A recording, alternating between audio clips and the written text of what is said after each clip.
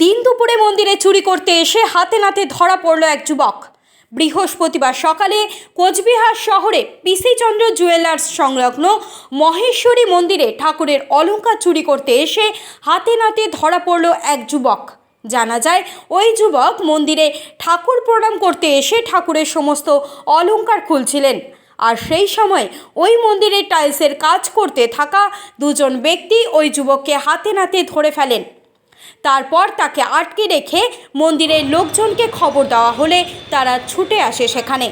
পরবর্তীতে কোচবিহার কোতোয়ালি থানায় খবর দেওয়া হলে সেখানে ছুটে আসে পুলিশ প্রশাসনের কর্তারা। তারপর ওই যুবককে পুলিশের হাতে তুলে দেয় মন্দিরের লোকজনেরা। হ্যাঁ, আমরা টের পেয়েছি, পাশে লেবাররা ধরা পড়লো, পাশের ঘরে খবর দিয়েছে, তারপরে আমাদেরকে সবাইকে ডাক দেওয়া হয়েছে। আমরা আসলাম, ওই লোককে যে চোর ছিল তাকে লেবাররা ধরে ফেলছে। তারপরে আমরা গাইডিং করলাম, পুলিশকে খবর দিলাম, পুলিশ আসলো, আসে সব গয়নার ফটো নিল। ডুপ্লিকেট গয়না, কোনো অরিজিনাল গয়না নাই, ওরা সোনা মনে করেই চেয়েছে। আর আরও কিছু জিনিস ছিল ওর বারে ডুপ্লিকেট, তারা বোধহয় অন্য লোক সঙ্গে আরও ছিল, পাস করে দিয়েছে তারা, বুঝছেন তো। এটা কি আমরা বলতে পারি না। একটা টোটো ছিল সঙ্গে, টোটো না, টোটোর সঙ্গে ছিল। এখন কথা হলো কি, এটা সতর্ক হওয়া দরকার সবাইকে, পুরা পাবলিককে, মন্দির মহলকে, প্রশাসনকে, সবাইকে সতর্ক হওয়া দরকার যে এরকম জন্য আগে ঘটনা না হয়। প্রায় দেখা যাচ্ছে বিভিন্ন মন্দিরে চুরি হচ্ছে। হ্যাঁ, মন্দিরে হচ্ছে, বাজারে আজকে তেলের টিন, তেলের কার্টুন, মানে বস্তা থেকে চুরি হয়ে যাচ্ছে। কাস্টমার আসছে, বাইরে থেকে আসে, এক বস্তা টোটোতে রাখলো, পিছনে আসে দেখে নাই। এরকম পরিস্থিতি মার্কেটে বারে বারে হচ্ছে। এই জন্য আমরা বলছি কি প্রশাসনকে এটা দরকার কি এর উপরে অঙ্কুশ লাগায়, ভালোভাবে দেখে। পুলিশকেও বলছি, আমরা আবদার করি, আবেদন করি যে তাতে আগে জানি এই জিনিসটা না। কতটা আতঙ্কের মধ্যে রয়েছে? হ্যাঁ, কতটা আতঙ্কের মধ্যে রয়েছে এই চুরি? হ্যাঁ, এটা চুরি হচ্ছে। এই জন্য আমি বলি পাবলিককে সতর্ক হওয়া উচিত, প্রশাসনকেও সতর্ক হওয়া উচিত, পুলিশকেও সতর্ক হওয়া উচিত। এটাই আমরা আবেদন। এটাই। আমার নাম রাধেশ্যাম পান্ডিয়া। চুরির ঘটনা আপনারা হাতে নাতে চোরকে ধরতে পারলেন, কি বলবেন?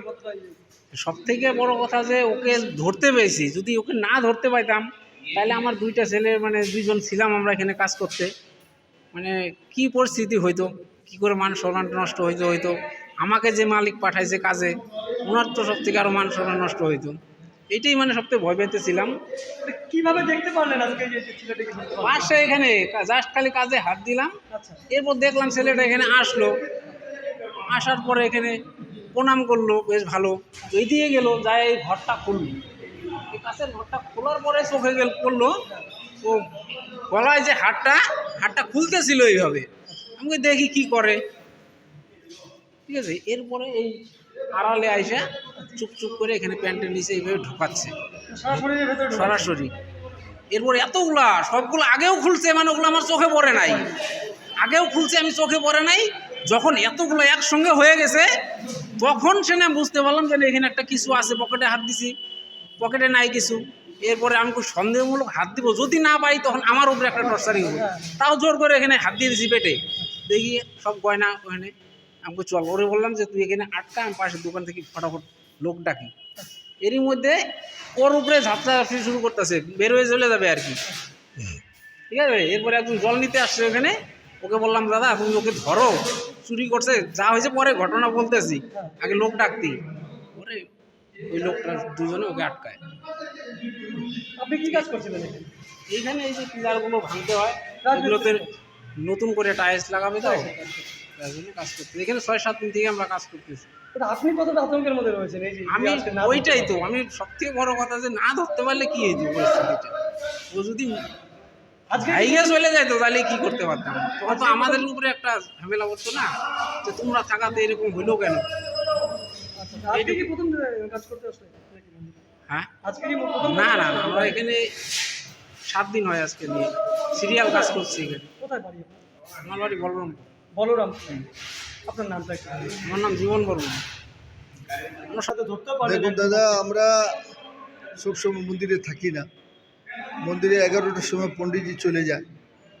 আজকে ভাগ্য আমাদের ভালো ছিল যে আমাদের এখানে রিপেয়ারিংয়ের কাজ চলছিল মন্দিরে।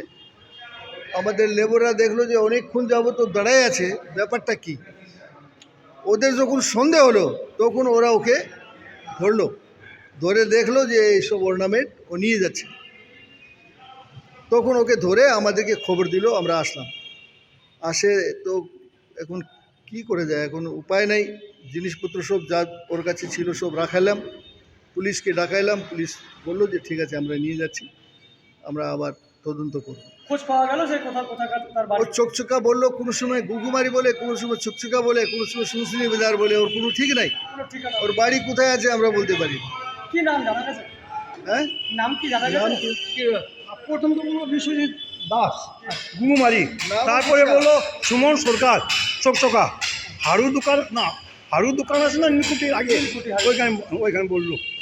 তারপরে ও বিশ্বজিৎকে ফোন করলাম, ওকে আমি আসছি, এখন পর্যন্ত আসছে নাই। ও বলো আধা ঘন্টায় চলে আসবো, কিন্তু আসছে নাই।